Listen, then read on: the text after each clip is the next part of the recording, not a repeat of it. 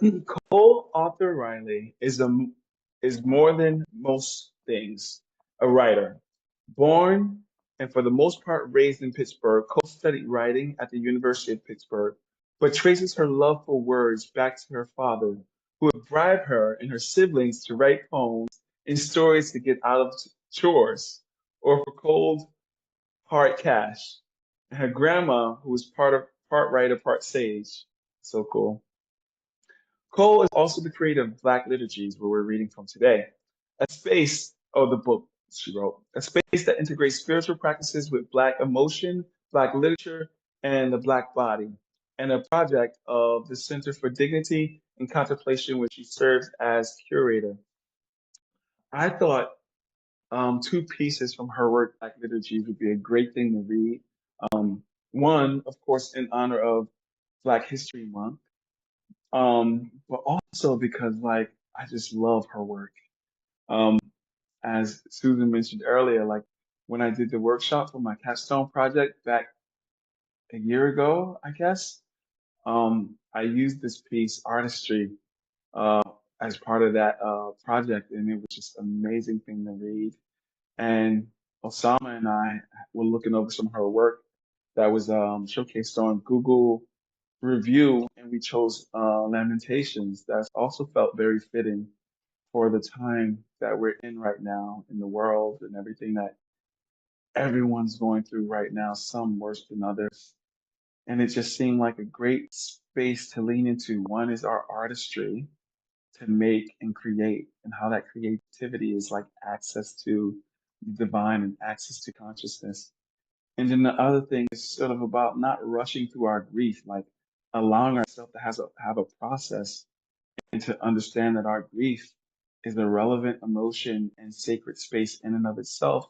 And we don't have to rush through it. We get to kind of be with and in the process. And so, in that light, we'd like to open up the floor for some like discussion about this amazing artist and your relationship with the reading, however, whatever pops out most to you. But I guess before that, did you want, or Abe, did you guys want to express anything also, or anything that I left out that we need to put in there? Um, no, I also like to mention, like Susan said, that my first encounter with Cole was the article that you sent, which is the first letter uh, that we're reading. Um, those who dare to make, or something like that, or those who have the courage to make. Yeah, yeah, Um, and that, yeah, that kind of left quite an impression as far as her writing about her grandmother, and um, mm, that the whole question and of contemplation, which is like, what does it mean to create? What does it mean to make art, yes, um, in whatever discipline? Um, so even I don't remember how long ago that was that you shared this. I think it was maybe a couple of years ago at least, or maybe no, a year ago. yeah. I think a year ago, right? Yeah, yeah. Oh, it was exactly last February. Oh wow, Wow. yeah, a year ago. Um, yeah, so definitely revisiting that again, um, in this context, it's definitely um, something that I've enjoyed just reading through, and like you said, the other letter as well, lament, Hmm. um, which somehow, this is one thing that we kind of spoke about earlier, which was wondering if these two letters, one is being letter number 5 in the book, and the other one being letter number 10, I believe, um, Hmm.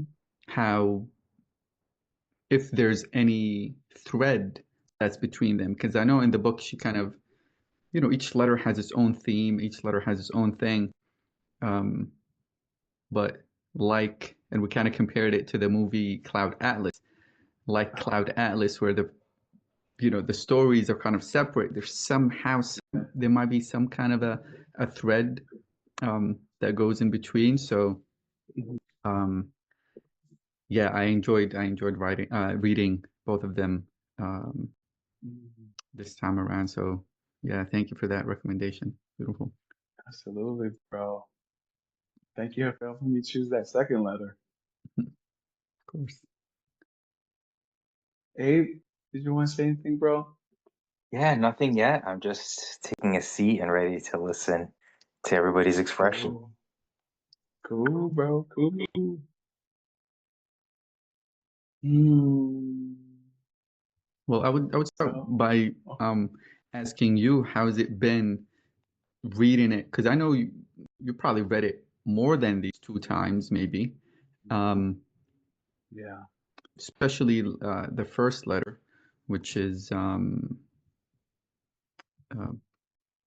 to those brave enough to make.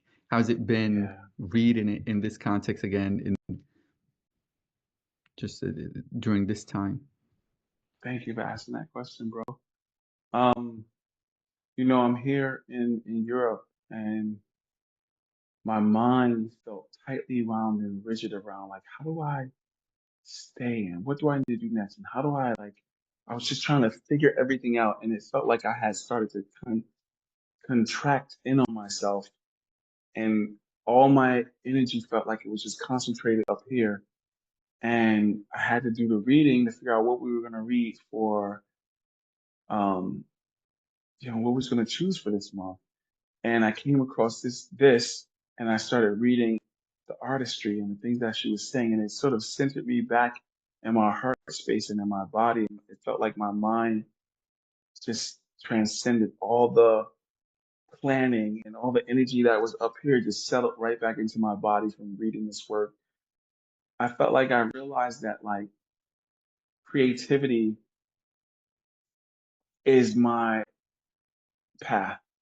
It's leaning in. It's my spirituality. I think she spoke in there, the quote that you had put up, something about the mystical courage to kind of lean into that space. Reading this while I was sort of going through this sort of mental tightness completely released me into this artistic space. I started writing. I had like an explosion of creativity and poetry coming out of me these last few weeks that felt absolutely amazing. It reminded me that this verse where I heard it before, maybe in the Bible somewhere, or some church somewhere, maybe they talk about how your gift will make room for itself. And this writing, specifically this first letter that we're reading today, um, reminds me of that, and how leaning into what my creative process is makes room for everything else that I'm trying to do in life. It clears the mental fatigue and clutter that I was going through, and allow my perception and vision to open up to a more expanded choices and possibility. Which, when I was tightly wound, I'm trying to put pieces together from this narrow view. But reading her work allowed me to just really relax into a space of creativity and creation. And in that space, I saw more possibility. So that's what that first letter did for me. The second one, Lamentations, for me was all about being okay with processing my own personal grief and trauma that I go through and that have existing with me on a daily, but also these extra layers of grief and process that we're feeling that's coming in from every area of society right now. And feeling like I don't, like I mentioned in the beginning, don't have to rush through that. And so I really appreciated the first letter, but then also the second letter is they both are relevant for where I'm at right now in my life and how I'm needing to move forward on faith, on intuition, on heart value, on creativity, trusting that each step that I lean into is going to be stable and clear based on me leaning into creativity, into these gifts, into not rushing through my process. That's what reading these things brought back up for me. Thank you for asking that. Yeah, that's that's beautiful because um, that feeling of being or reading it and being readjusted kind of into a state of being One thing that stood out to me um, in like the first paragraph, um, when she wrote about um, when she said how your breathing deepens when you sit in the right position. It wasn't so much a choice as it was a posture. And that kind of made me think of, well, first of all, a couple days ago, a few days ago, um, somebody mentioned this thing about a posture, about being, he was referencing being in a posture of humility. What does it look like to be in a posture of humility, especially when the person doesn't have it's like their life is not figured out yet, right? They're in need. However, the external posture is like, no, I got it figured out. Everything's figured out. I'm good. Everything's, I can do it. I got it, right? And that external posture that's being projected to the world that I got it figured out. No, I don't need help. I don't need anything. And how it blocks the beloved, it blocks God from actually reaching in order to do what it needs to do in supporting the individual. So when I read that part, it wasn't so much a choice as it was a posture, that when an individual can sit in the right position, their breath deepens, was both purposeful and accidental. And it kind of, what you just shared remind me of that, right? When sometimes it's even encountering certain work, right? Like just reading something again, or hearing a certain song again, or reading an older poem of that we one wrote, or an older piece or something like that, that can automatically realign the individual's posture to be more receptive, to be maybe more creative, whatever the moment needs, specifically, whatever that demand in the moment. Yeah, so that was a deep kind of point of contemplation for myself, because I had to ask myself, what posture am I in, operating out of, and what posture do I need to readjust and realign myself in, whether it's creativity or just life in general. So that's beautiful, Susan. Beautifully shared, bro. Thank you. Well, I love what both of you guys just said, and I'm a massive fan of Cole's. For me, just at the bottom of all of her work, but particularly these two pieces, I think she does something that's extremely hard for any human being to do, which is she has this incredible ability to just be really vulnerable. And that's what I heard in what both of you guys were just talking about. She actually gives us permission to be honest and to look differently, because she's so vulnerable, and she calls things out, and she questions things, and she invites you to participate in that questioning in a way that for me is just really profound. And in the first piece, she did it, right in that first, well, number one, the title, "To Those Brave Enough to Make," where I was like, yeah, oh my God, every day, right?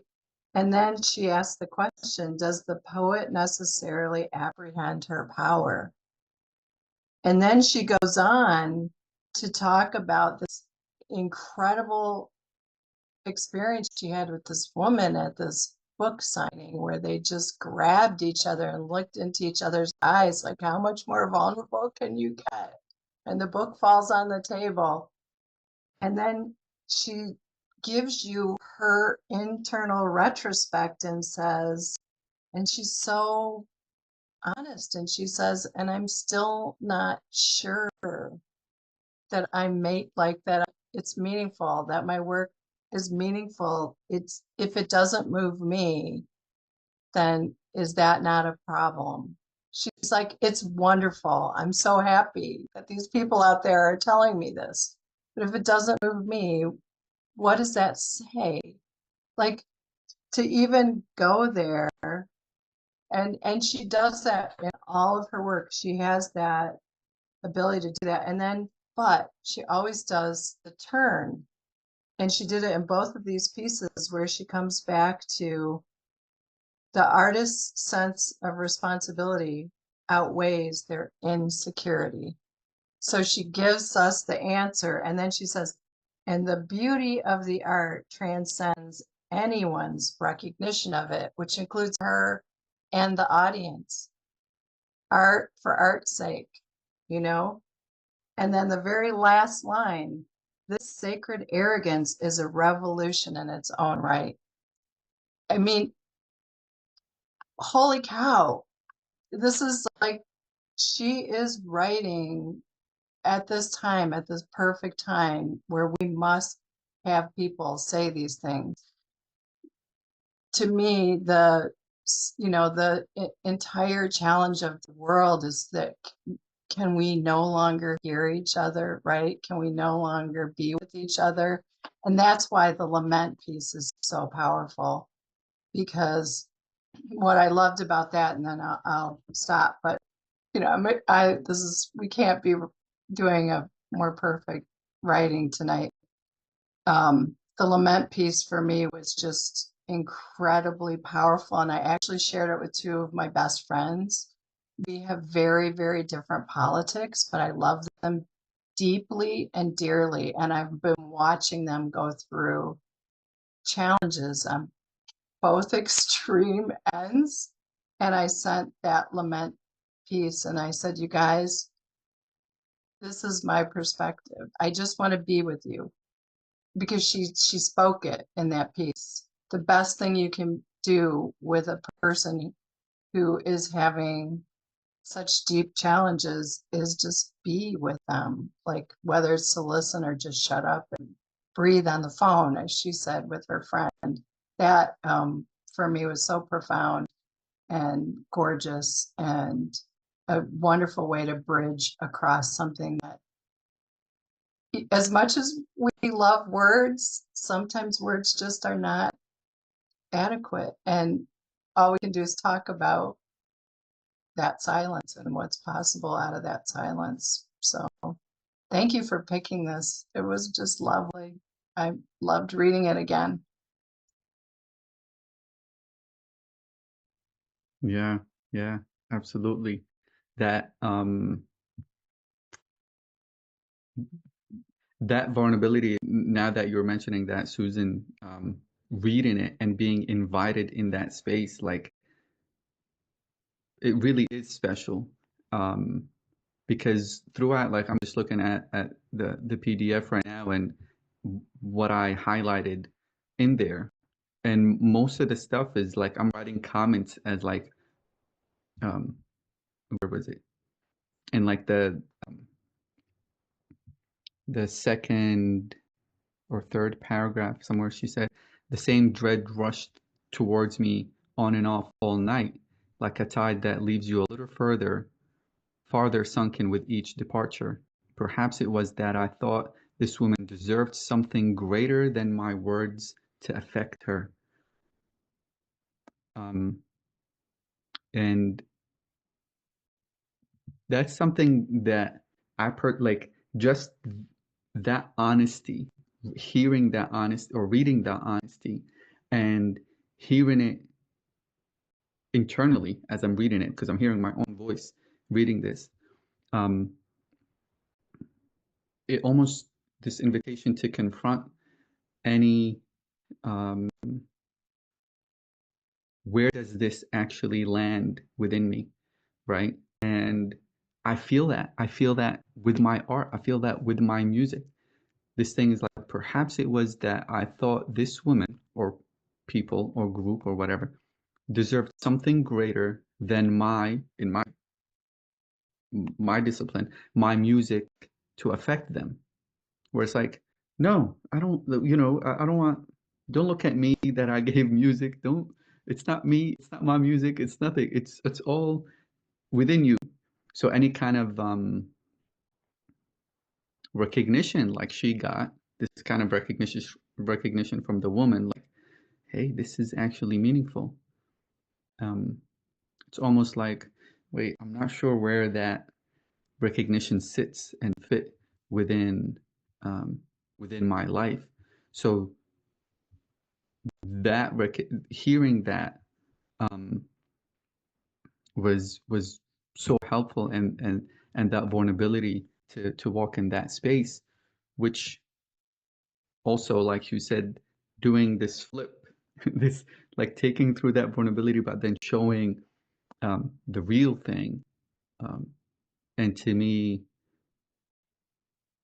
reading that in the same paragraph when she said, and in some manner, when she said, what does it say? Perhaps it was, as a therapist might suggest, the enduring anxiety of being seen by another, and in some manner encountering myself. And that really, that spoke to me, because constantly a self encounter that gets deeper and deeper with each art expression. And when that art expression is met from the audience, whatever audience it is, or even hearing it oneself, when that expression is met, it's just a door, or in order to be to encounter oneself at a deeper level, right? Just getting a little deeper, um, encountering oneself at a deeper level than whatever that expression is. So it's that whole piece, over and over. There's these moments of vulnerability that acted as a mirror to my own process and my own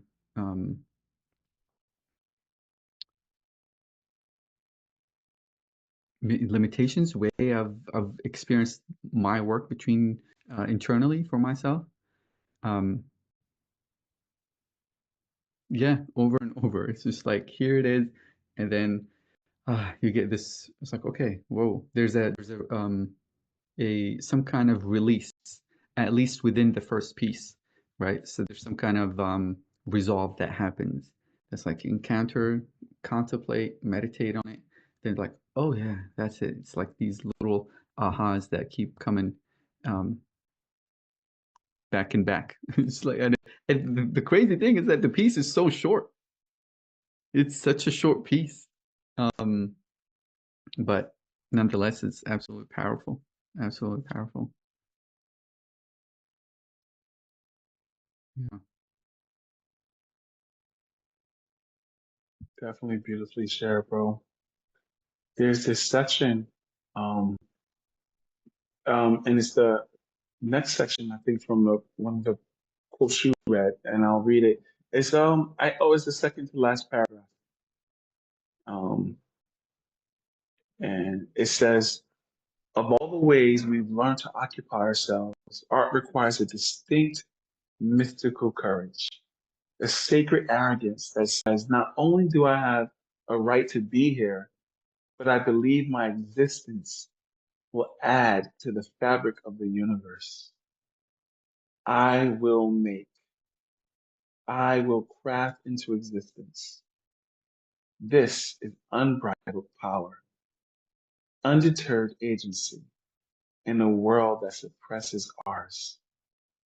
It's something about this phrase, this statement right now. I just feel like it's such a herald sort of cry to the poets, the artists, the musicians, the writers, the creatives out in the world, especially in a time like this where, you know, a lot of usually uh, when you read about things that have happened in the past, the first things that are killed off are like the music and the poets and the artists and creativity and the writers and the scholars.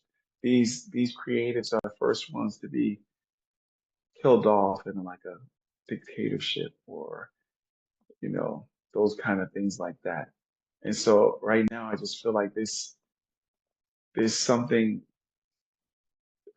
empowerment screaming out into the void, telling the artists and the creatives to wake up and make and add to this fabric, more to this fabric of existence, because I mean it's always needed, but especially in these times it's needed.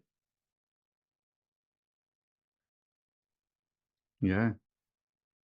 And that, bro, that paragraph, it definitely spoke to me uh, very deeply. And I wrote next to it because she's saying it with so much conviction, right? I will craft into existence. I will add to the fabric of the universe. And I remember, like, I wrote, do I truly feel that? Do I know it to be true for myself? Like, is that true? Because she's saying that with such conviction, with such, it's a matter of fact. This is what it is, and this is what's happening. Um, and there's a knowing, a deeper knowing from where that's coming from. That not only that knowing is at the deepest and most subtle level, but it made it all the way through to the mind. It made it all the way through into her whole existence. So it kind of reflected that for me. It's like, do I truly believe that to be true? Do I know that to be true for myself, and how I manifest that in my life, um, as an embodiment, because it is. I'm with you, right? And we hear it more and more. Like now, we hear it more and more as far as this is the time to create, create, right? Um, yeah. Yes. Somehow I feel like creating and making is its own form of activism. Like it's an internal activism, but then when it's put out into the world, it's another form of activism. I remember learning in the MFA how, when I first got to the MFA, all my poetry was about me and me processing. It was my therapy. It was what I used to get through life. And in the MFA, I learned about how, when you create art, of course, like Cole was saying in his piece, like her grandmother said, hey, it moves me first. That was the case for me, right? But learning in the MFA that I was at with MIU, I learned about how the art takes on the form of its own entities, its own deity, even if you will. And that deity, that entity, that piece has its own relationship with those who encounter it. And so, in that way, it is adding to the fabric of the universe.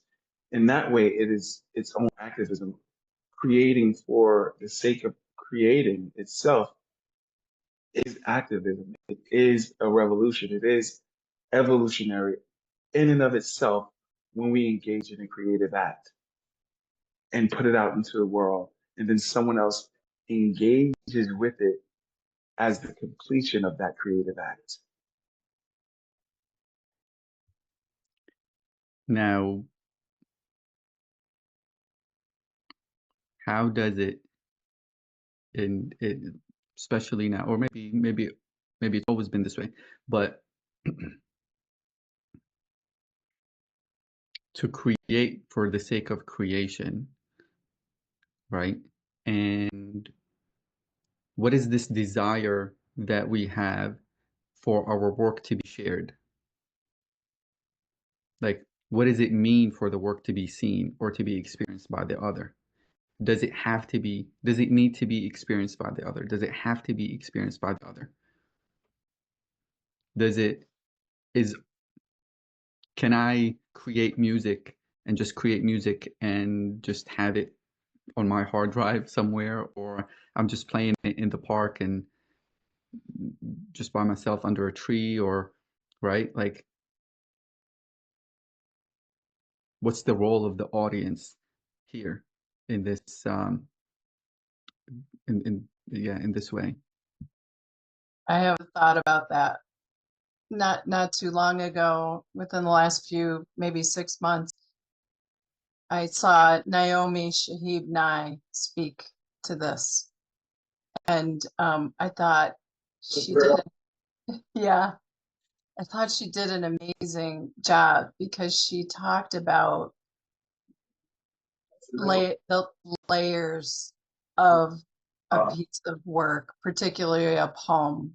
And she said, there's the topic, whatever it is, the theme, the topic, whatever you're writing about.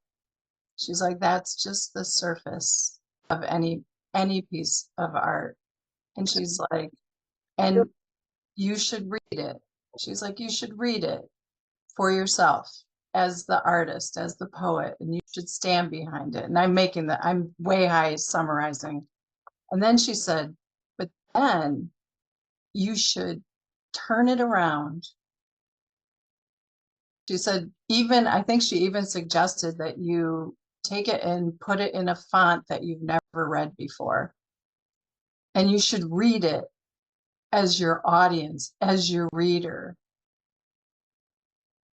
And she said, and then, even though you think your reader isn't present, she basically said, that's when you're going to find out what it really wants to be in the world. That, like, to Antoine's beautiful explanation of what he learned in his program, of that experience of it having its own life separate from even us as the creators, that I think my personal interpretation, what I experience with my own work, number one, and I know everybody talks about this, but like, I'm always like, I'm just the flipping channel, man. I just sit here, I listen. What do you want me to write about? And then boom, right? And down and out it comes. And a lot of times I'm like, wow, well, where did that come from? And the longer I write, the less I have that conversation with myself, because it came from me, because I was that vessel or channel, right? But recently somebody brought up this idea of what do they call it? Shoot. Well, I used to call it the Sacred Heart, but they called it the infinity point, I think. It was like a scientific term. And they were like, the point in our being that connects to the universal source. And for me, that's the other thing that both Antoine and you, Osama, were just talking about, which is the poem or the piece or the artwork or the music or the whatever that creative thing is striving to bring all of us as these beautiful fragments or fractals into our wholeness, to remind us of our wholeness, I think. Right? No, it's not about, are you writing something beautiful or full of grief or sadness or anger or whatever, because it's all of it, right? There's nothing under in the world that isn't it. So anyway, long explanation, but so she basically, I loved her perspective, because she's like, there's this surface thing, but then there's this undercurrent always that you get to by flipping your viewpoint of how you look at that poem, that is hard to get at normally, I think. But it's stuck with me very much so. I think Carolyn Forche also says something really similar. She talks about the two levels of a poem, and how one of them, the undercurrent of a poem, she says, it should always surprise you because it doesn't belong to you. Something like that. That's gorgeous. That's absolutely gorgeous. And yeah, I think trying, like, I remember, well, I still do actually, when it comes to, um, if I record music or something like that, I would listen to it in different places, whether it's in the car, just headphones on the phone, trying to put myself as the audience. However, the experiencing other people hearing my work, like experiencing them, that's a completely different, it really is. It's a completely different experience or space to be like, wait a second, just watching the facial expressions, just watching their body, watching the how they speak, the tonality, if the music is just in the background somewhere. Um, Paying attention to the quality of the conversation if it does shift after a certain music of mine gets on. Sometimes it's on shuffle and it gets on, and I pay attention to these things, and it's a completely different experience. It's like experiencing one's work through somebody else's. Um, so that is definitely um, has been really helpful as far as like sharing the work, um, outside. And the other aspect of it, as far as music, is that when it's done live, that's it. It's in the moment, especially if there's some kind of like a, jamming or something like that. It's not written, it's not recorded, it's not anything like that. It's just in and out, and it really does force the space for that presence to kind of become more apparent in there. Um, so paying attention to these things. So yeah, because sometimes what is it that she wrote in there? Something about responsibility, the artist's responsibility, um, which I think you read it, Susan. Um, but like I feel like, oh, right here, the artist's sense of responsibility outweighs their insecurity, and I think that sense for me, um, that sense of responsibility is for the art itself. I think the social aspect of that responsibility comes in secondary, if not later on, um, as far as like the social activism part of it, maybe being a byproduct of what's going on. Um, but that responsibility is for the work itself. That hey, there is something internal that is knocking on the door that needs to be expressed and that needs to be experienced and shared.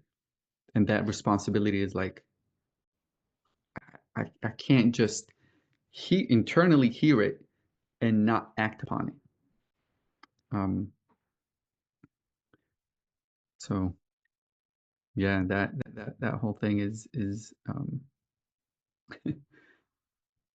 which I guess there's a challenge in there also, right? There's the roller coaster of hearing it, answering the call, and the discipline that's required in order to answer the call, and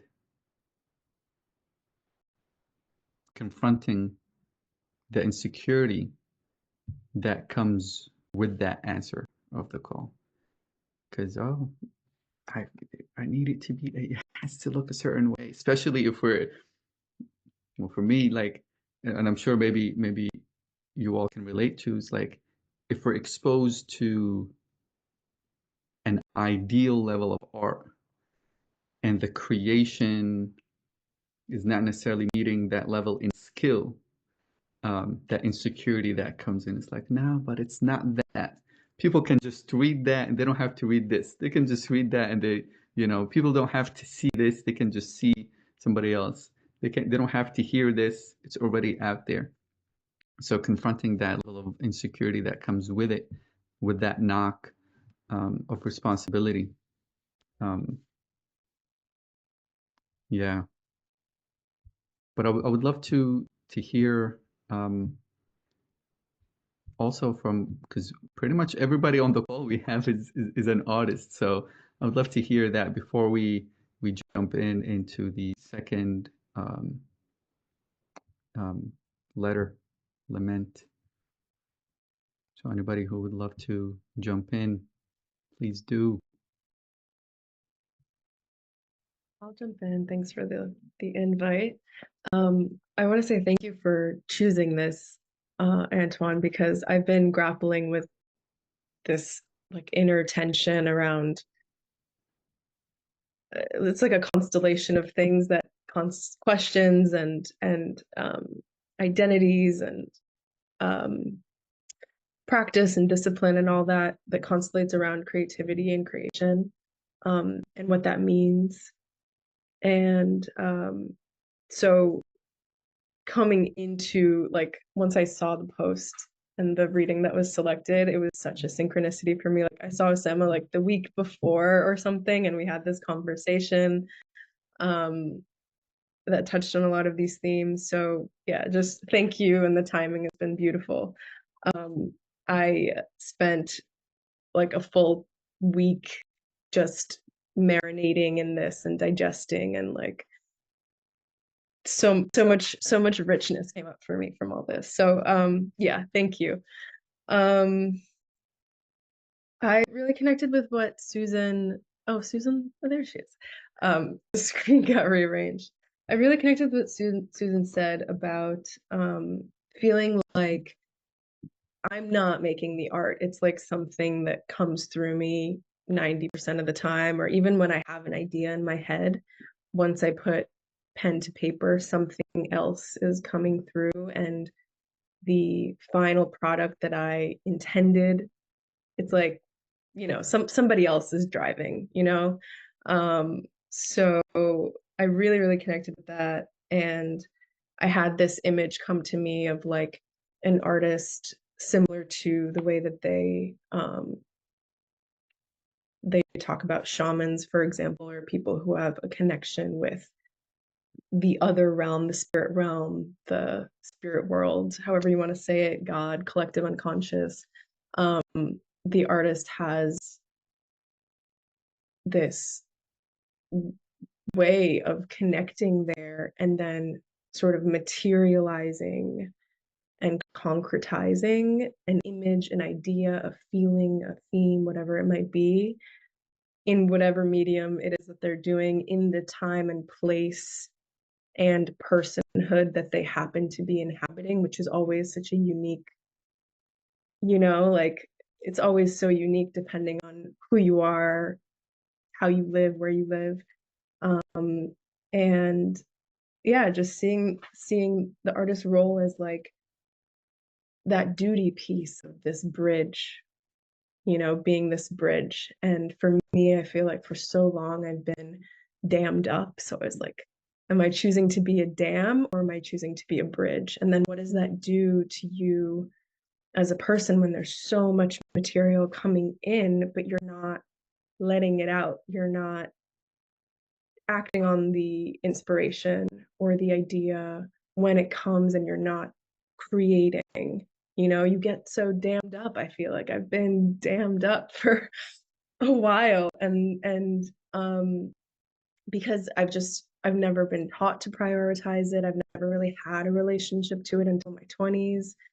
And honestly, the past couple weeks, I have prioritized when that comes, which is sometimes multiple times a day.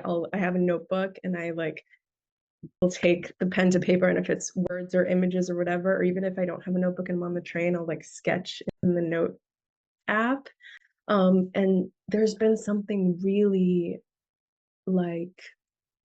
what's the word? It's kind of like I opened a door and I don't know how to describe this, like a door that is kind of like rust, the I'm gonna go into metaphors here now.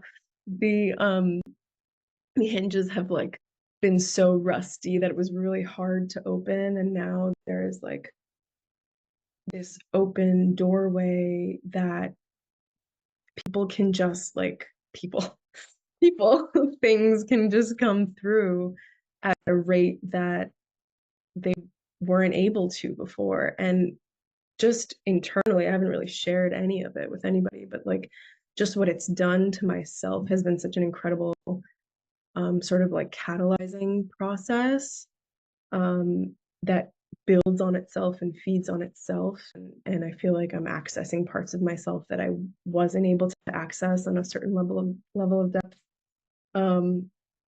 But yeah, that's on sort of like connecting the non-material world with the material world, and the sort of artist creative as medium in the same way as a shaman or priest or mystic would or could. And yeah, the other question that I still have not resolved, that Osama touched on, of share, like what does it mean to create, and then what does it mean to share, and why do we share, and who do we share for, and like there the tension for me, and if anyone has thoughts on this, the tension is always yes, there's definitely insecurity there, but there's always a tension around, in like social media culture, it's like everything is around identity and likes and building a brand and this online persona that people are curating. And I'm so resistant to that personally because I just don't like to be public. And I feel like so much of the things that come out of me are so personal and delicate and sacred. And so much of it is like still incubating, like it's not for the public eye until it needs to be, and I don't know when that it's going to be, but yeah, that's a tension that I grapple with, despite being so moved by people's work when they share it, and despite the incredible like transformations and shifts that have happened for me just by experiencing, witnessing, digesting somebody else's creation. Yeah, so if anyone has any thoughts on how you determine, when it's time to share, why, what is worth sharing, like where's the line, and then the relationship between a sort of like how do you keep the art sacred and avoid making it about ego identity, like I'm an artist, look at me, versus this is something that needs to be shared, and there's a bigger reason, and I don't know what it is, but that's the purpose, like somewhere in that spectrum I feel like there's an answer. But yeah, I'll leave it there. That's fire. Everything you expressed was fire. Everything you expressed was fire, yo. And this is not an answer that I'm about to give to it, but it's just a contemplation point. Because I mean, it's what came up in my head, and I mean, I'm interested in what you have to say about it. Anyone else has to say about it? Any other thoughts on what she just said? Um, but what came in my head is about the art, right? Like, what you say, Aziza? No, no, Oh, it's not bad. It's not bad. It's I oh, unmuted Michaela. for a second, but Oh, it's okay.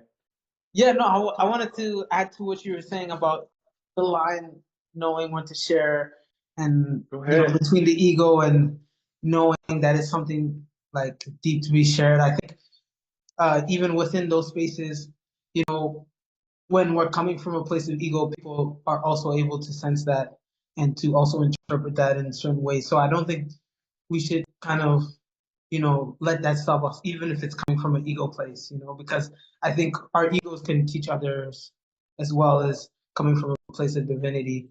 And I think in terms of the music, listening to the music and seeing how, other people respond to it, um, or your art, whatever your medium may be, I think it's uh, also our responsibility, because matter is always moving, and I know like through sound and stuff like that, it can move all matter. So we can always find ways to connect these dots, and I think especially when we kind of listen to our voice, listen to the tone of our voice, listen to even just let our voice do whatever it does without, feeling subconscious or insecure about it.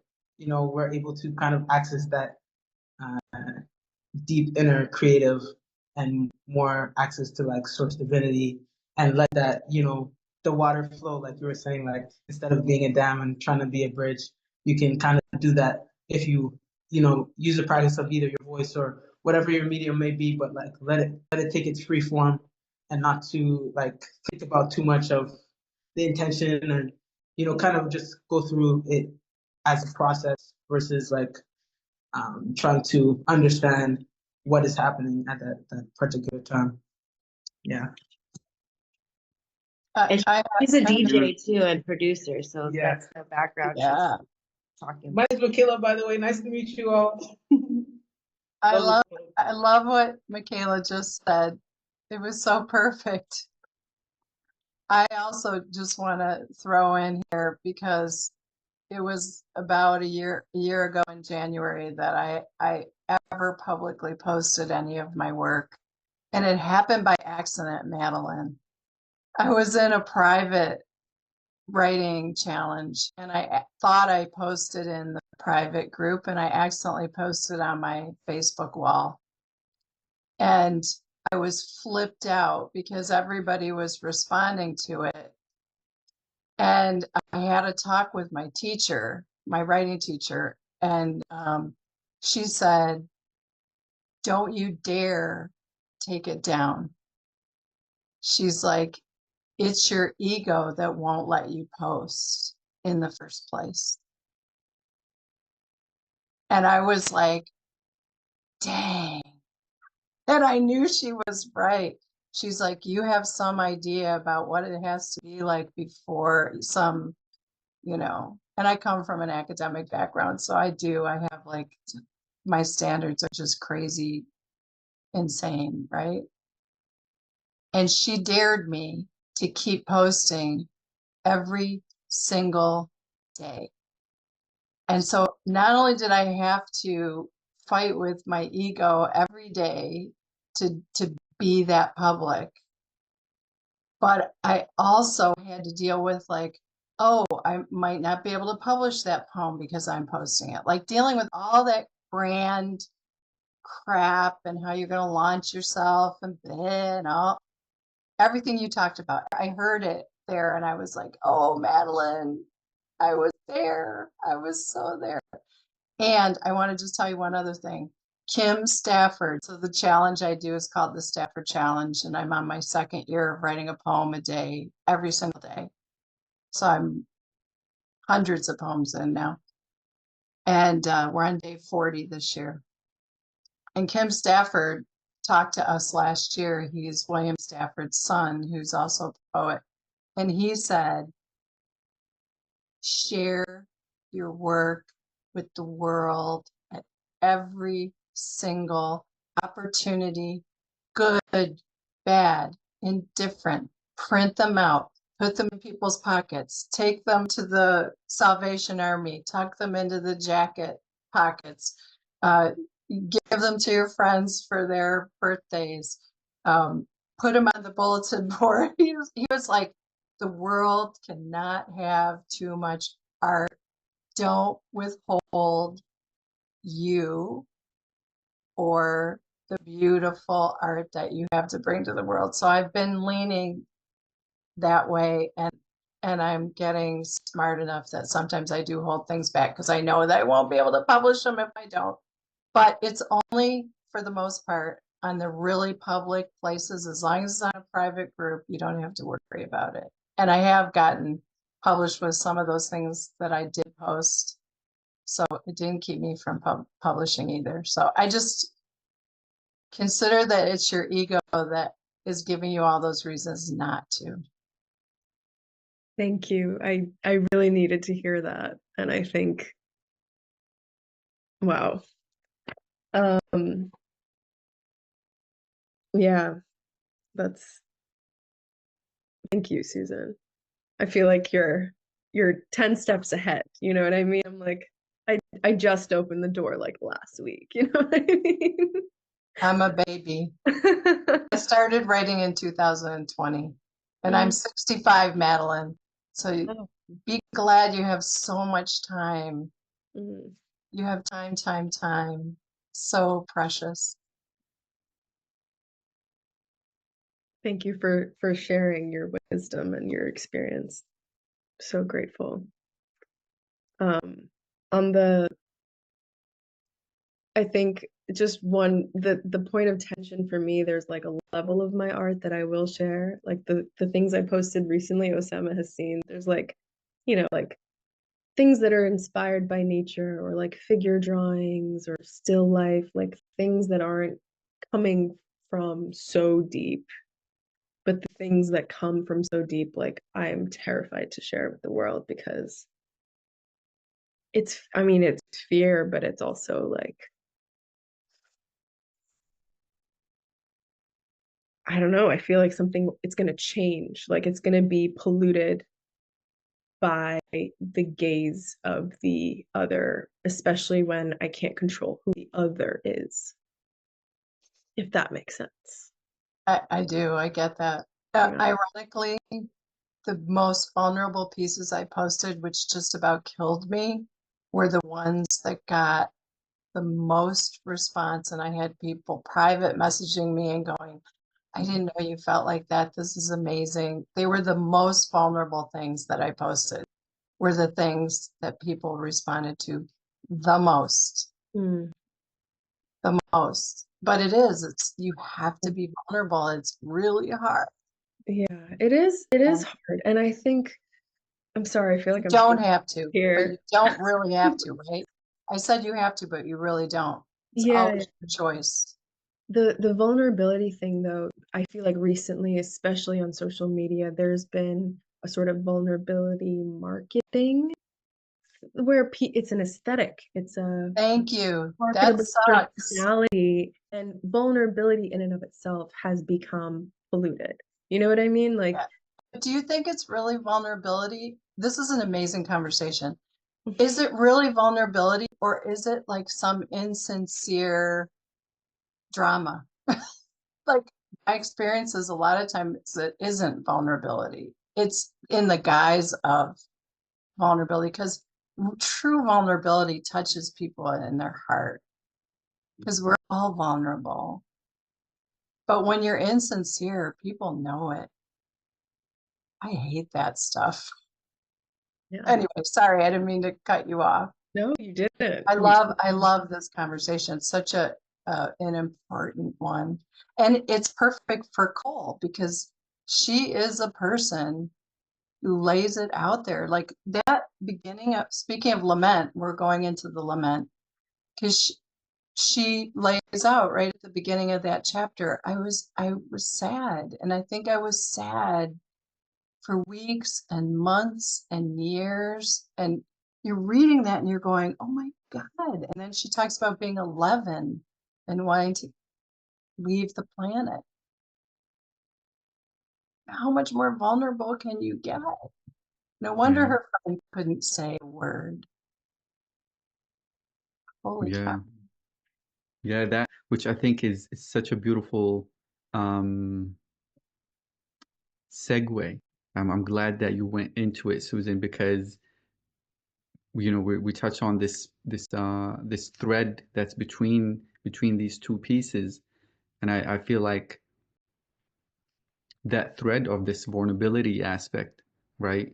this seeing oneself and having not only seeing oneself, but expanding this self-understanding, and that's being wrapped around self-love with it.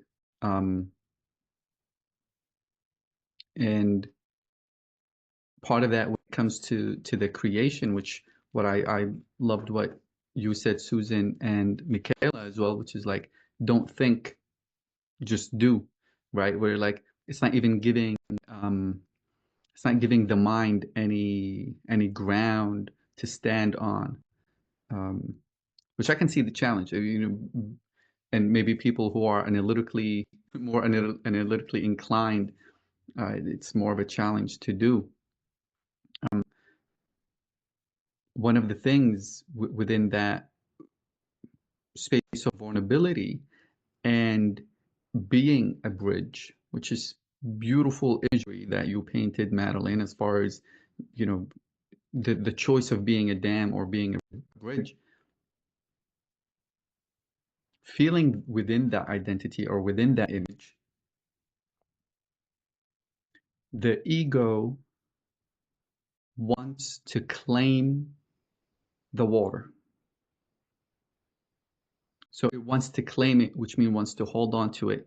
So it says, no, I'm not going to let other people have this water. So the ego actually wants to be the dam, kind of what, I feel Susan was alluding to, and Michaela as well. And it wants to be the dam because it wants to identify the work and the experience that it's its own. It wants to claim it. It is my art. When we know as artists, there's no ownership in art. It's more like stewardship, right? Or conduit. So the ego says it's my art. So it has to be experienced like this. It has to be perceived like this. It has to be done like this, yada, yada, yada. When in reality, it's not, right? So even that vulnerability, that space of vulnerability that says, oh, in fact, I don't even own the experience itself. I don't even own the art itself. I don't even own any of that. And then in that space, what I felt for me when that happens, which doesn't necessarily happen all the time, but when that happens, the art itself becomes an offering. It becomes, there's that devotional, there becomes a devotional quality to the art itself. So it becomes an offering. And that, the bridge is now, it takes place, it really becomes a bridge in that space. So that space of vulnerability, which can be whether it's in grief, kind of what lament, was about, or being in a space of just not wiping the tears too fast, right? Too quick to wipe away the tears. That's the title of the letter of lament, right? It's just like, because there's that sense of ownership of experiences, if I own, therefore I want to make sure I own nice things and only nice experiences, only happy experiences, only transcendental experiences, only yada yada, whatever. But when it comes to grief, sadness, and certain ideation and whatnot, no, that's too much. So too quick to wipe the tears. Nope, I don't want to even own this. Which reminds me of a Rumi, maybe it was a poem or a saying, where he paints this image of being a guest house and just allowing whatever emotion and whatever feeling comes through and welcoming that emotion in. It's like, come on in, sadness, come on in, happiness, come on in, pride, come on in, grief, come on in, whatever. Welcoming them in, knowing they're only here for a little bit, and Thank you. We're gonna leave. So yeah, what a beautiful segue into that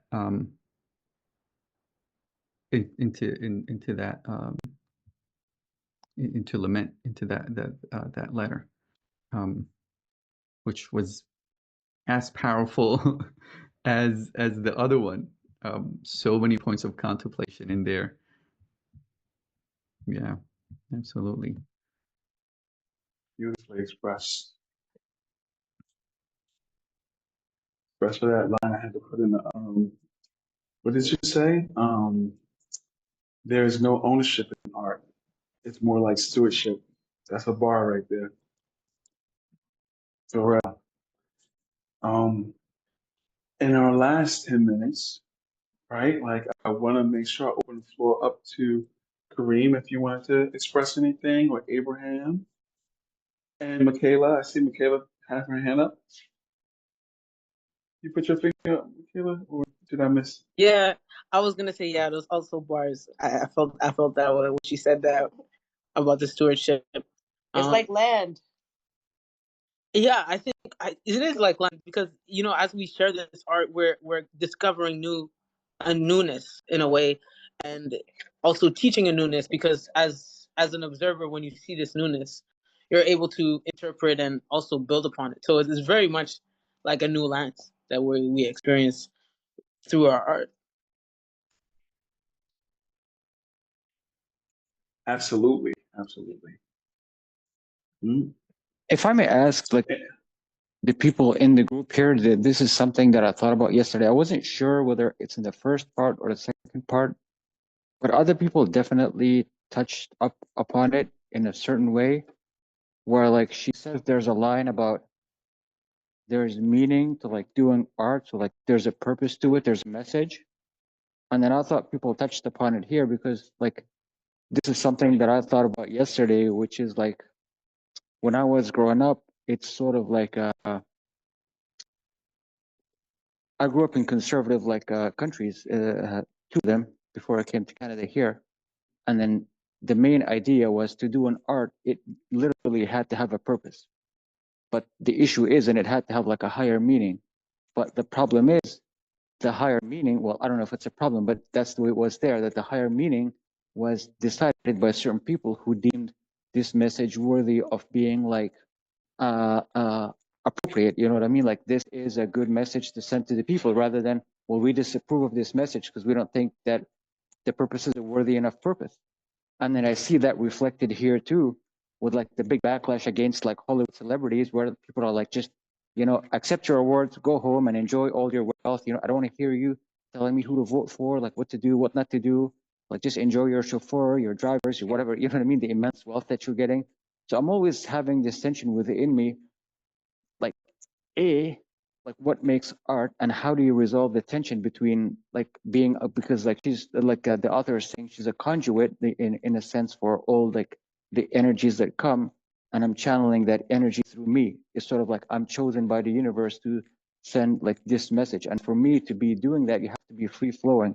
So there's an element of art that is free flowing, but then there's also the part of me that says, okay, I've been hearing this message all my life, that there's a message, there's like a higher, like like the pinnacle of art is like I'm transcending this, or I'm transmitting this message that's very powerful.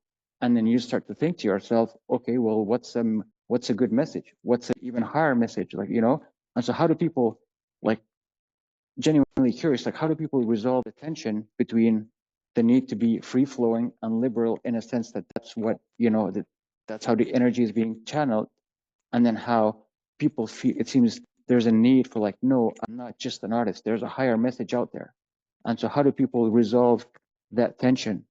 And then it goes back to like discussing the issue of like, well, what is an art? What makes an art? What's the message? Like, why is this message approved and this message not approved? Like, what, you know what I mean? Like, there's a general milieu that makes things okay and other things not okay, but things change all the time. So it's just something that I came about yesterday because it's something that I've encountered growing up, where everything I saw on television was approved and stamped by somebody that this is appropriate message for people to see, and then you hear the same thing coming up. And yesterday when I was reading with Ping, it said there's a higher purpose here, and I'm thinking like, anyways, I don't want to ramble on too long. That's the tension that came up for me in that sort of area, if that makes any sense. Sorry, I'm just thinking as I speak. It's not good. Thank you, Kareem. I think it's such an important question to ask. Like what is the best role? Like what is the highest form of expression in art? I think it is important to ask, and also recognize the tension of like, you know, social control and like, you know, places like Iran where they kill people for making music and for speaking out against the regime. This is something that came up for me in my deep wormhole since reading this. And Otto Rank, who's a psychoanalyst, has a book called Art and Artist. I haven't read the whole thing, just a few parts here and there, and I went back to it. And he talks about the highest type of artist.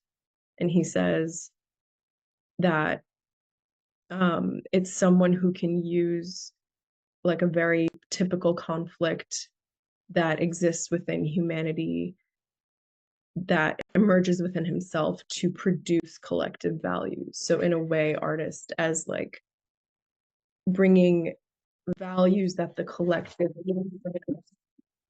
artist as compass.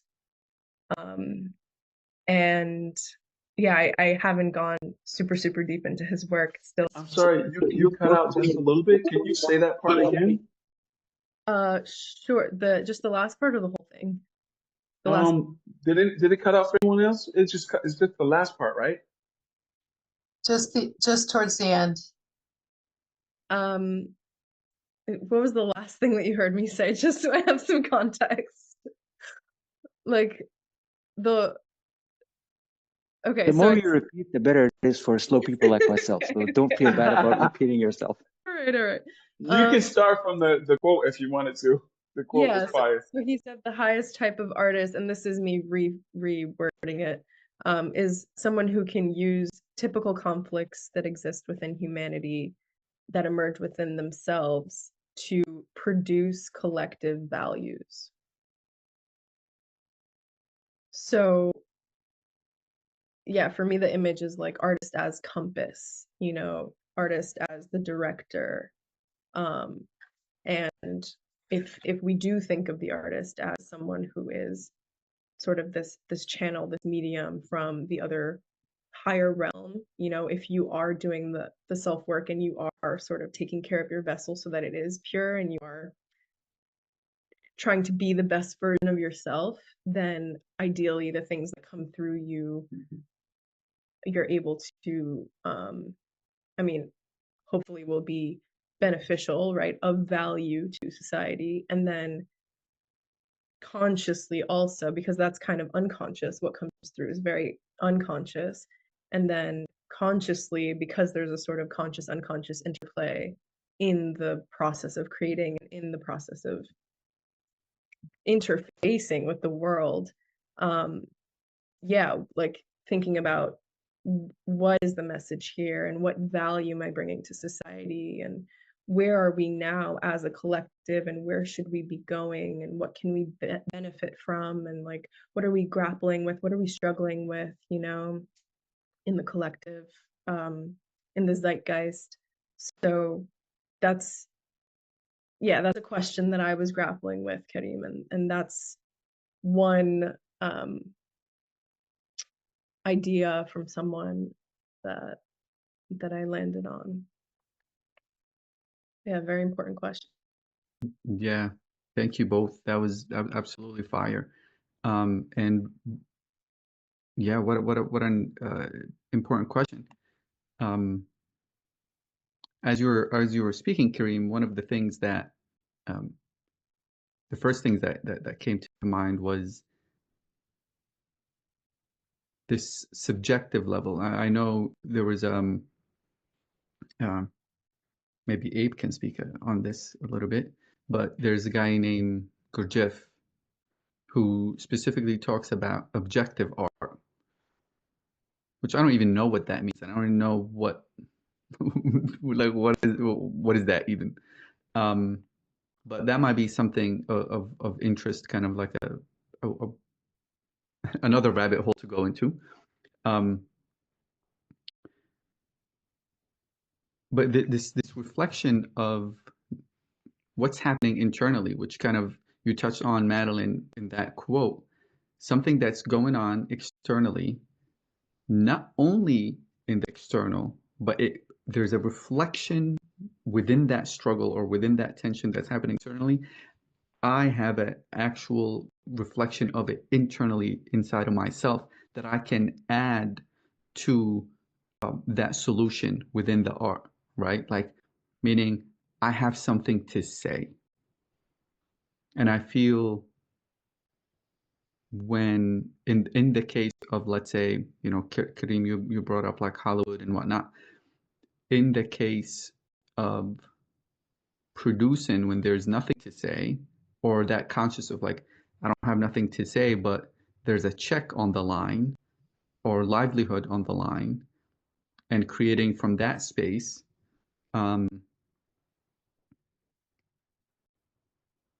that might be a complete different avenue, which I don't necessarily have an experience with.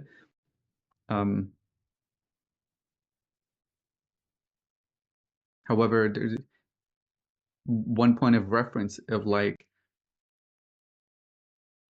you know, trying to make an EP, an album. There's a vision of having it to be released on a particular date, having it be a certain number of songs, of instrumentals,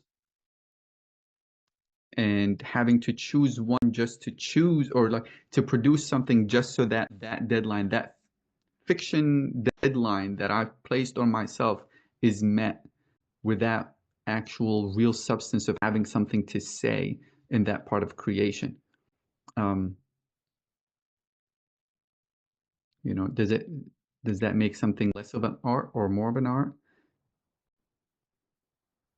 I don't know, but a good a good part that Susan touched on is also that artists have also been used to produce propaganda as well, which is real. Like, yeah, right. And that's true in every disciplinary, because it's human nature, right? Like, it's being produced by humans. And same thing within science, right? Like, we can use science in the most beautiful ways, and it can have a completely different kind of effect. Oh yes, yes, like a premature birth versus a full-term baby. Absolutely. Yeah, so that's kind of that's what came to mind. However, that such beautiful contemplation, Kareem. Like, that's lovely addition. Absolutely, absolutely. Well, which I don't know if um, if there's a resolve. That's one thing that I loved in um, in that lament piece, where, you know, the two friends miles apart sitting at the kitchen table listening to each other's breath, and there's no resolve, right? Like, are we okay? Am I okay with a certain um, when certain tension is brought up, and within that contemplation that there's no resolve? What does that mean when tension has no place to resolve? Yeah, I don't know if whatever I said made any sense actually, but It does. Don't do that to yourself. It does. Jung says this all the time. Holding the tension of opposites is how one comes to consciousness, right? You being in the tension and holding both, that's the growth process. That's where like wisdom and expansion and an increase of consciousness comes. So yeah, absolutely. True. That, Madeline, that makes me think of well, the part I wanted to talk about initially in the beginning, where she says, wait, let me pull up the line so I don't misquote it. Yeah, watching me waiting for the phone to ring, she told me, "Don't let that girl be your heir." After, she just moved on with a shrug as if she didn't notice she had just sent me home to myself. So, yeah, that makes me think about, like, in what you were saying, Madeline, the tension of that holding, right? Because, like, if we're not home to ourselves already, there is some sort of tension between, being home and not. And yeah, and that is part of what the artist does too, right? Because Cole is talking about her grandma there, the artist, her grandma, and like the person, her grandma. But as an artist, I feel like everything you do might be a form of artistry, even if it's not your preferred medium, or even if it's not your like selected medium. Like for example, you could be a producer, right? Who tells a story with sounds, but be able to share the same message, and it might come out in words one day, for example, or or a different form, or the way you pour water, even. Yeah. What I think about when it comes to tension is like, because we've had that conversation a while back in a different group, is like maybe the tension isn't meant to be resolved at all, because like life without tension is lifeless. Like when people have no tension, they're dead. Like your body, if there's no tension, like there's no pulse, there's no joints, there's nothing to apply pressure and anything else. Like the earth isn't moving, so there's always tension. So maybe it's not like to get rid of the tension, but maybe it's to like find the right place for it or something, or to deal with it. I'm not sure, but it's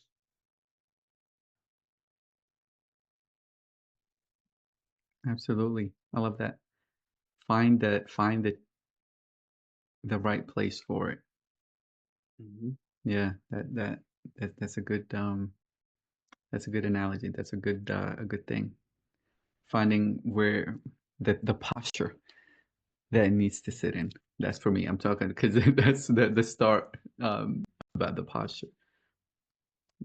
That's beautiful. Thank you, Kareem. Yes. Thank all of you for such beautiful wisdom and insights being shared about this amazing work and this amazing author. One of the things that y'all speaking about that tension, it reminds me of one of the parts she spoke about. What did she say? It's hard to describe the difference between an awkward silence and a tender silence. And I think it's like that also for like artists being able to express like what's happening when art is sort of being channeled, I'm gonna say with a capital A, or when it's being sort of intentionally, consciously created. And then this interplay between this conscious and unconscious dance that's manifesting something. It's all a part of this, what we spoke about in other groups, like this effortless and effortlessness, this push pull, this thing happening at like every level of our reality. And I feel like as artists, maybe there is this extra sensitivity that we're tapped into, sort of this shaman-like quality that allows us to kind of surrender to flow of artistry through us. And, whether we cultivate it as skill or not is one thing or another, but the whole questioning of it, I think is something like, yeah, Kareem's asking, like a question that has to be put on the table and will forever be talked about, right? Like, um, this is the question of artistry, you know, like what makes it that big A art or little A art, and when we're questioning it from the level of they say this thing in Vedic science that knowledge exists differently in different states of consciousness. And because we know that like we're in this relative existence, everyone is going to be seeing things from their different lenses, from their different perspectives, from their different levels of consciousness.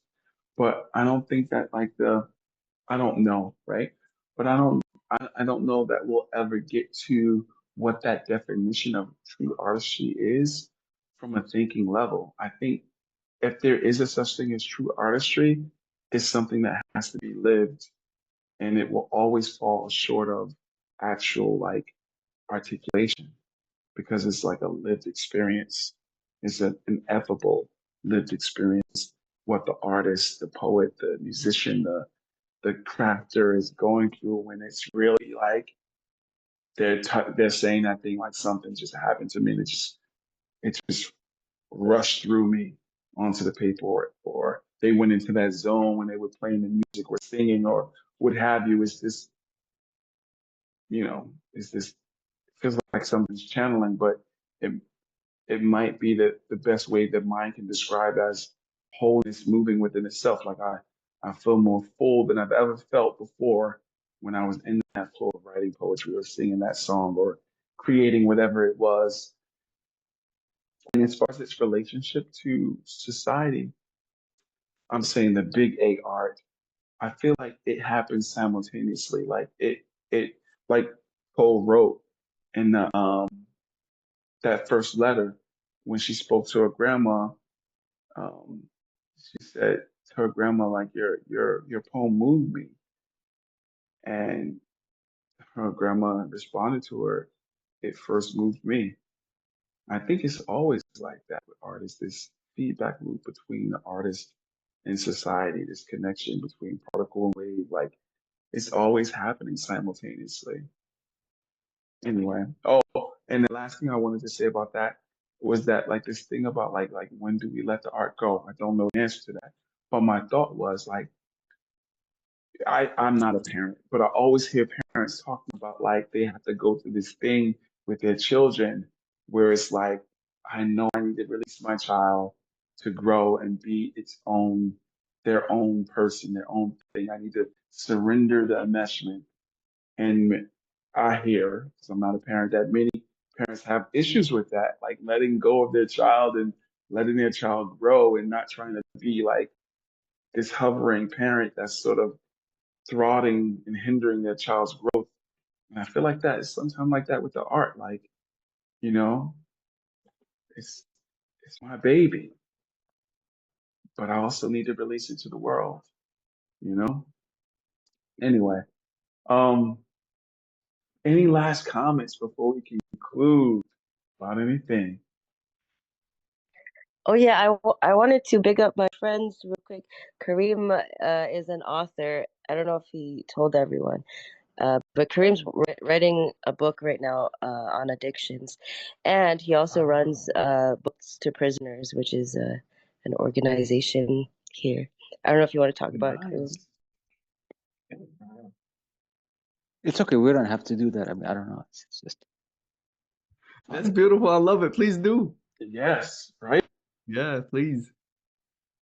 I mean, okay, so just like very briefly, like so that the books to prisoners Ottawa, it's basically we correspond back and forth with people who are on the inside, and then they ask us that they for books that they want to read. So like we send 2 books per individual, and we correspond back and forth, and we also help fill up the libraries in the various institutions. So we support like different book clubs, whether they'd be like uh language book clubs like we've done before, like Spanish book clubs or French book clubs, where we send books in different languages, or like in Port Cartier, Quebec, we're supporting a ethnocultural book reading club. So in 2 weeks, hopefully, we'll be shipping like boxes of books that have to do about different cultures and different perspectives as per the request of the people that are on the inside that form the club. So that's pretty much it. And also just to like try to endorse reading and literacy and try to, say that this is important, that if you learn how to read and you learn how to speak and like you help yourself learn how to think, and the better the more articulate you are when it comes to speaking and reading and thinking, the more you can express yourself, and therefore you can express your needs and desires, and it opens doors for you to see things differently. So I don't know. So that's pretty much for the books to prisoners, and hopefully the book Addictions is going to be one of the most wonderful books out there on the topic itself. It's I think it's going to be wonderful. and it's not your typical book. It takes a slightly different perspective. Essentially, what it's all about, so I don't ramble too long about it, is the main crux of it. I don't know if I do a good job at, making people get that, but hopefully I do.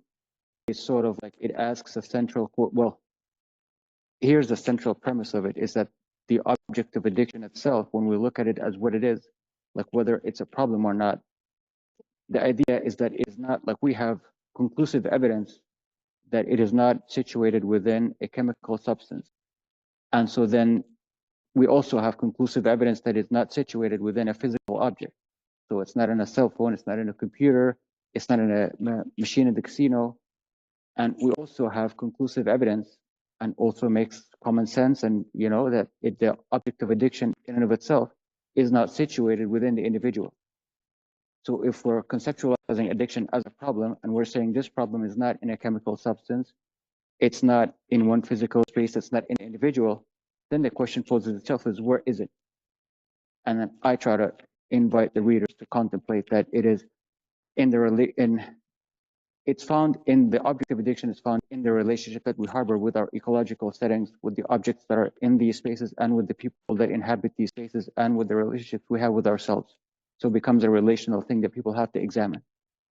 And then, I leave it up to the people. For them, they can then decide whether it's a problem for them or not, or what's the issue. Like I define it as a narrow, unfocused life, which is a very broad definition, but it is also a inclusive definition that it includes all kinds of problems that people go through.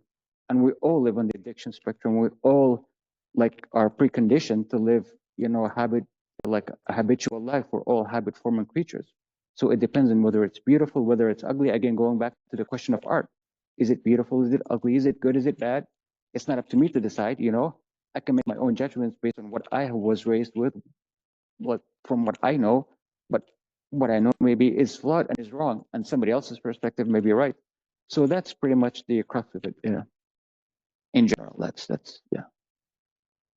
Wow. Thank you for sharing. Fascinating. That's beautiful, bro. No problem.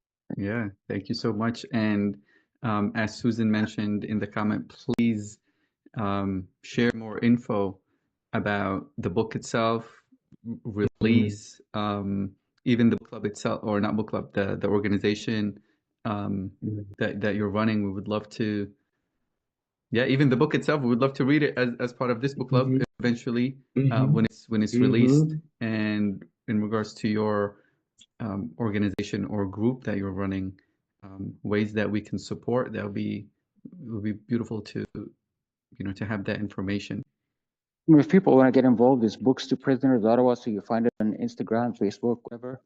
You can also email it, and the 2 is the letter 2, not the number 2.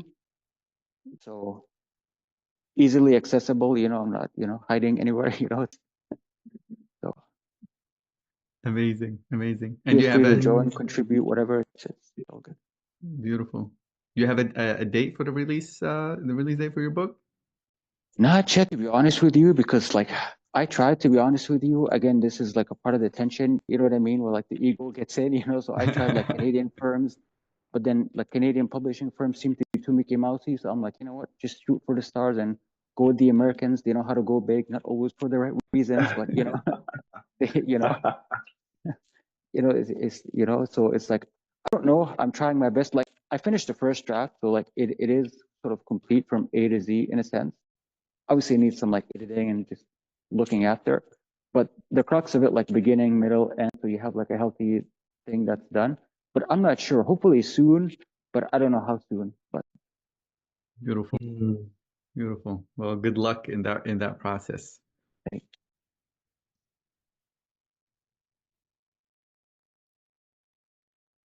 Drop the links in the chat. Just follow him, and I just shared Books for Prisoners, All My Stories. Thank you so much for introducing us to this.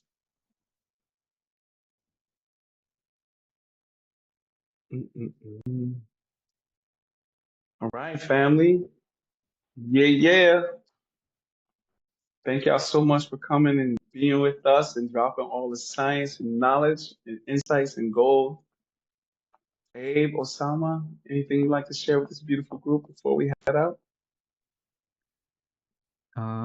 For my end, no, this is absolutely amazing. Amazing conversation. Absolutely loved it. And look for next book club, which is going to be a continuation of last month book club, which was Inayat Khan, The Mysticism of Sound and Music, which is going to be our Nice. Ramadan edition. Hey, Bismillah. Yep, yep, Nice. yeah. Um, Abraham, just Oh, Antoine, you were going to say something before we lose that track of thought. thanks, bro. I just wanted to bring our attention to the comments before anyone log off. Madeline has some things she said about Audre Lorde in the comments right there. Seem pretty cool to read, just so it's not missed. But that was it. Go ahead, Abe. I just think it was such a beautiful conversation. I want to go back, but I want to be conscious of everybody's time. The one thing that stood out for me that I am, one, don't know, two, don't have the answer, three, don't rely at all on what I'm going to say. Certainly, most important, four, whatever I do say, verify it for yourself. This week, I had a conversation with a guy, honestly, and hopefully one day I'm able to um, to get him to join this group. He's like 75 now. I even know he's struggling alone to join the other group calls in the other one. And but every time there's something about him, there's always paintings behind his wall, and it's as if his house from the frame that I see on the video, it's as if it's stuck in like 1776, 1717, I don't know, 1714 maybe, if I want to give it a timeline, but it's so old. And I had a issue because I love poetry, and there's so many times that I'll write and I never share anything, quite frankly, a lot with anybody. Like I always keep it to myself. So I have my own process, and I was going through that, and what you said, Madeline, resonated with me. And Kareem, I caught a part of you that I wanted to ask and probe a question, because you said something along the lines of it was between one paradigm and another paradigm. And I really, maybe this is my clinical mind, I wanted to sit with that for a second because it was really important. But what this guy shared with me, and maybe it'll help you all, was plus we were in the kitchen when we were sharing this. He said, "You're neither the cook nor the food, only the one who serves. If you refuse to serve it, Abe, please don't call yourself a cook." And that's when we went through this line from a piece called "The Elusive Obvious," where I shared it in the chat because you guys were expressing it, especially between this whole concept of a bridge and the dam. And I'm trying to think in my mind, if I was sitting with that, what would that conversation have went? And he'd probably look at me and laugh and chuckle, and he'd said, "You're not the bridge or the dam. Then what are you?" And laugh, and then probably hang up on me. And then it leads to that whole statement which he shared, and I wrote it down because I was really contemplating this week.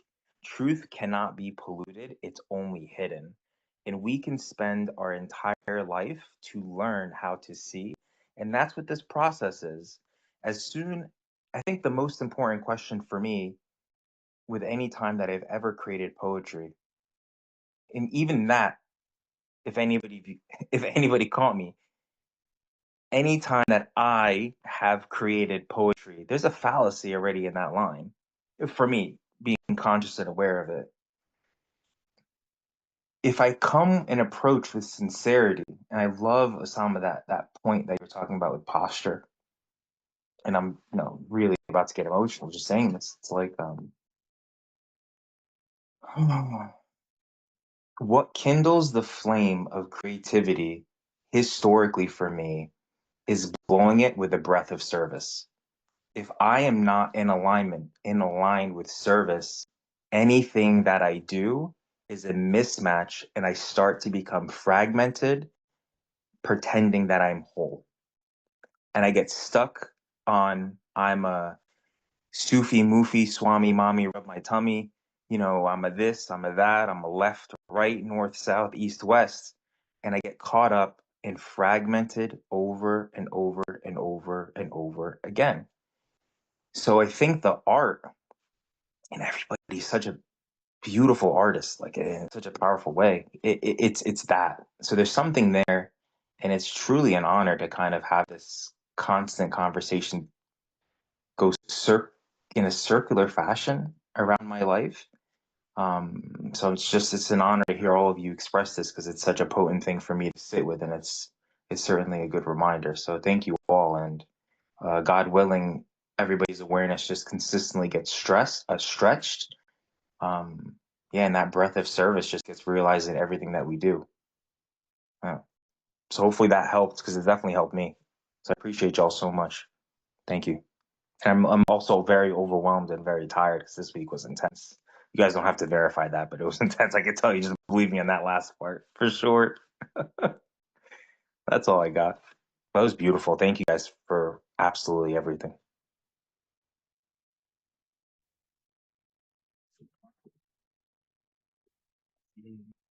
Much love to everyone.